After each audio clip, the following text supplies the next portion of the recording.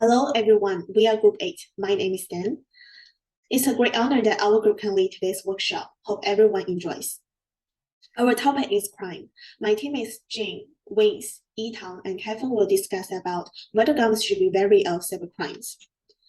So in today's presentation, Jane will start with why cybercrime matters. What is cybercrime's current trend? Wings will discuss about the first issue. Cybercrime shows an increasing trend under a more regulated environment. And Ethan will go through the second issue. Compared to traditional crime, cybercrime is more difficult for governments to deal with. And Kevin will present the possible methods to prevent cybercrime. Now I will pass to Jane. Cybercrime is a high-tech crime against computers or other ICT infrastructure. As the use of technology and electronic devices becomes more widespread among individuals and organizations, cybercrime is becoming a crime that cannot be ignored. Since the COVID-19 pandemic pushed people to work or study from home, people's daily lives have become more heavily dependent on electronic devices. Evidence shows that the world is experiencing a surge in cybercrime rates. Aptos, one of Australia's famous telecommunication companies, has been caught up in a massive data breach. The private information from millions of customers was compromised. This is a typical example of a cyber attack.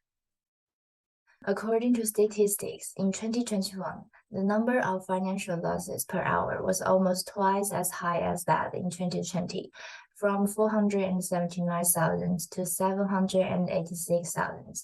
Of all types of cybercrime, investment fraud is the biggest cause of financial loss, and phishing has the largest group of victims. As the most common cybercrime, phishing indicates that the scammers pretending to be a trusted sender use emails, texts, or other information communication to steal confidential information from target groups.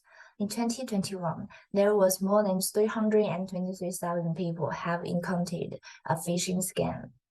Since 2016, the elderly have become the most vulnerable age group to cybercrime. The under 20 age group is the least affected by online fraud, but the number of victims in this group still increased by more than 100% after students' learning patterns switched to online learning. Therefore, on the evidence available, it's clear that cybercrime continues to grow in volumes and impact, creating a serious and evolving threat to society. Well, thank you, Jing. As Jing mentioned, the number of cybercrime is continuously increasing, despite numerical regulation has been established to against cybercrime over the century, especially in developed countries. For example, the Budapest Convention on Cybercrime was entered into force on 1st July 2004. The objective of this convention are to address cybercrime by harmonizing legal frameworks and increasing cooperation among nations. 67 countries have become parties to this convention, including Australia and the US. However, most of cybercrime has taken place in developed countries without well-established cybercrime regulations or poor law enforcement, such as India and Brazil. Furthermore, due to the borderless characteristic of Internet, cross-country cybercrime occurs frequently, with victims, perpetrators, and evidence located in different jurisdictions. It is difficult to pursue criminal and enforce laws, especially in countries that does not join any unified cybercrime regulation group. As the Department of Foreign Affairs and Trade stated, no country can eliminate cybercrime alone. By its very nature, cybercrime is international. On the technology side, due to the rapid development of network facility and mobile devices, there is a higher accessibility to the Internet.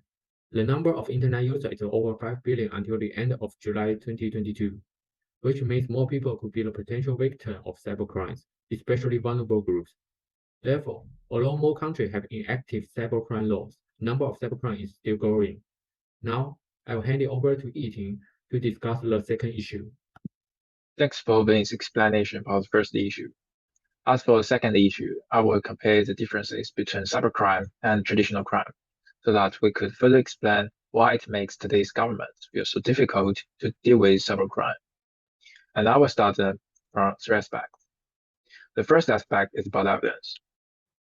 So, compared with traditional crime, cybercrimes actually has more evidence output, like records, data. However, the tough point for persons who handling cases is to acquire this data. because criminals will usually conduct the process of destroying evidence, like deleting the data of the whole servers or just destroying the devices which they bought from black markets. The second aspect is about arresting. Not like traditional crimes, cybercrime has a feature of non-contact. Criminals could flexibly choose the approaches and places for their conducting crimes. Furthermore, some core cybercrime members will remotely control the implementation of cybercrime, which resulting becomes much more tougher of a place to make them under arrest. An interesting example is the ransomware. Because of the pandemic, the demands of studying at home, working remotely, as a result, the rate of ransomware infection saw a huge increase. According to the Spectre Geographic, we could see that ransomware hit Australia, USA, Saudi the hardest in the last 12 months. Another point is about retrieving. It is quite hard for people to get back the money or things that just involved in the cybercrime. Criminals will usually transfer them to overseas or just consume out of them. According to the open report from FBI, we could see that in this point, cybercrime is quite similar with traditional criminals. They would also prefer to recruit money moles to help them under the dirty money. Therefore, cybercrime is becoming an inevitable, severe problem for today's government. More experience and techniques should be applied in this field for governments to deal with this problem. Hi, my name is Kevin, and in this part, I'll be talking about proposals regarding cybercrime and government's actions. So according to Australian National Plan to combat cybercrime, there are 3 proposals. The first one is about preventing and protecting, so including strengthening Australia as a hostile environment for cybercriminals to ensure that they do not profit from targeting the Australian community, supporting industry leadership to prevent and protect against cybercrime threats, and consider how products and services can be made safer through security and safety by design concepts, leveraging academia and Australia's cutting-edge research and development to respond to the rapidly changing threat environment, building confidence within the Australian community to improve their cybersecurity and safety habits to protect themselves from cybercrime threats. Moreover, working with international partners to enhance global responses to the threat of cybercrime, including through robust international frameworks that ensure our law enforcement agencies have the mechanisms and electronic evidence to investigate and prosecute cybercrime. The second proposal will be investigating, disrupting, and prosecuting, including enhancing coordination across Commonwealth, state, and territory law enforcement agencies and other government agencies, continuing to strengthen partnerships between public and private sectors to investigate, disrupt, and prosecute cybercrime, ensuring law enforcement capabilities remain responsive to the rapid evolution of technologies, digital services, and platforms. Furthermore, ensuring Australia's cybercrime legislation remains world-leading and fit for purpose. And finally, the third proposal is about recovering, which include continuing to build awareness among victims of cybercrime about how to access resources on recovery and how to report incidents in partnership with law enforcement and the private sector to streamline access where possible. Continuing efforts between law enforcement and industry to stop illicit and fraudulent payment structures and processes. And finally, reviewing post-incident feedback mechanisms to ensure feedback loops for cybercrime victims are as effective as possible. And that's the end of our proposals. Thank you.